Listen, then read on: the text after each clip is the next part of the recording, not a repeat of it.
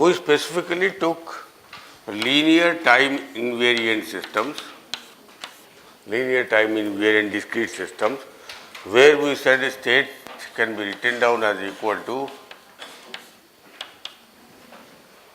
n or k, whatever we used.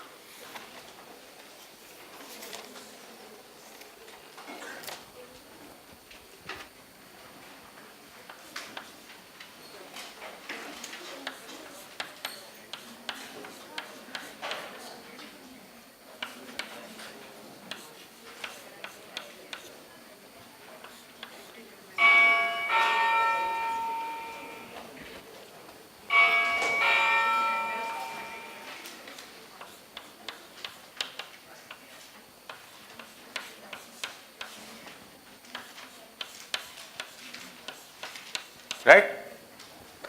Where A and B and C and D are matrices, constant matrices.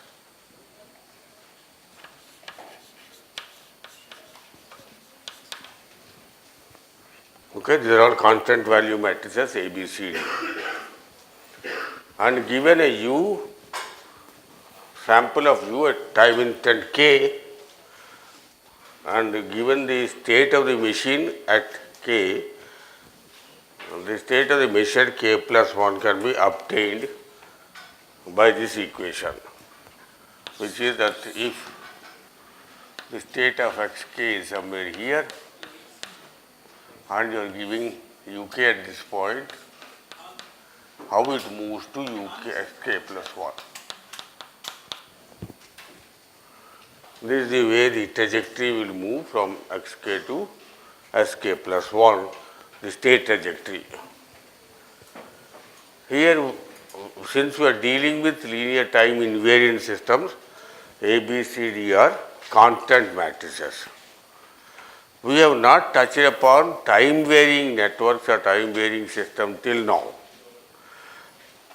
I would like to extend this idea to time varying systems as a simple concept from here, and later on when we come to continuous systems, we will generalize it to continuous systems and see how the impulse response has to be modified to take into account the time varying nature of the network. We will come back to that later again. Since very easy to see in this particular case, we will extend this to linear time invariant system to linear time varying systems, LTV systems. So, I will now discuss state space representation of linear time varying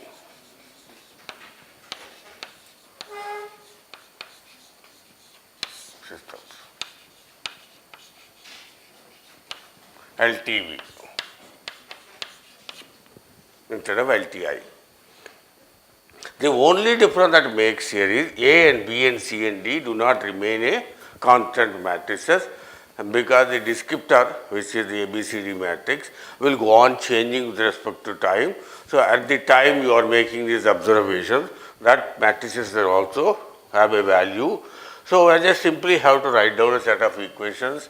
Sk plus 1 is equal to A, now with a ak, because at k it has some value of xk plus bk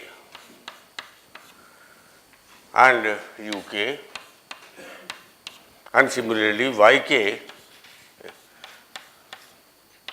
is equal to ck xk plus dk uk. Right? It is a very simple extension, and the word linear here is carried just like here as a linear relationship between the input and the state. So, the linearity is maintained. Time varying nature is maintained because of this k being A and B and C and D being. It is a very simple modification to convert these equations into equations correspond to time varying system. We will go to this continuous equivalent of that when we come to continuous systems, how it gets modified. Once this is there, The method of solving this set of equations is exactly same method that we have adopted here, except A is no longer a constant, it will become a k at every point. So, if you now use the same method that we adopted, xk, x0 or x1 is equal to a0, x0, let us say we 0 input response, let us say we are interested in 0 input response, uk is 0. In that case, uk is gone, so xk, x1 is equal to this. Similarly, x2 is equal to a1 into x1, which is equal to a1 into a0 into x0. Only difference is that we have now something in bracket here, a1 and a0. Previously both are a here, so it became a square there. So this is the only difference between the, because of the time varying nature of the system.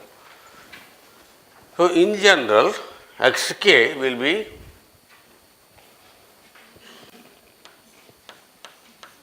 what is your guess?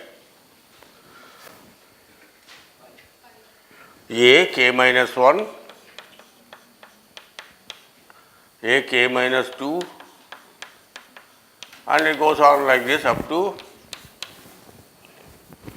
A0 multiplied by x0, same extension. So what does it mean? It simply means that given the initial state x0, under the condition that there is no input except the initial conditions as the situation which is giving the life to the system, this x0 transits to a state at t is equal to, sample parameter is equal to k given by this transition. So x0 transits to xk, just as we have drawn there, starting from some point x0, it goes to xk by some trajectory, and the trajectory is a no input to the trajectory. The x0 itself changes as time passes. And this we called it as equal to some transition matrix moving in state 0 to state k in terms of x0.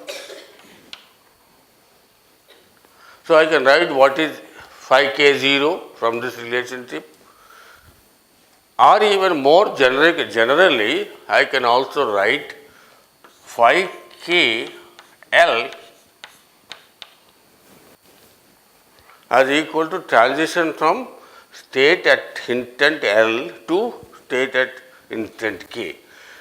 So what does that become?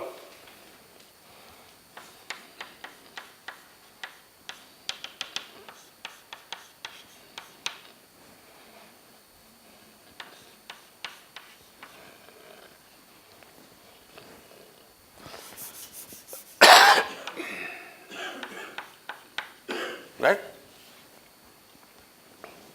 So now this is my phi kl. So I can write phi kl is equal to k minus 1 into al.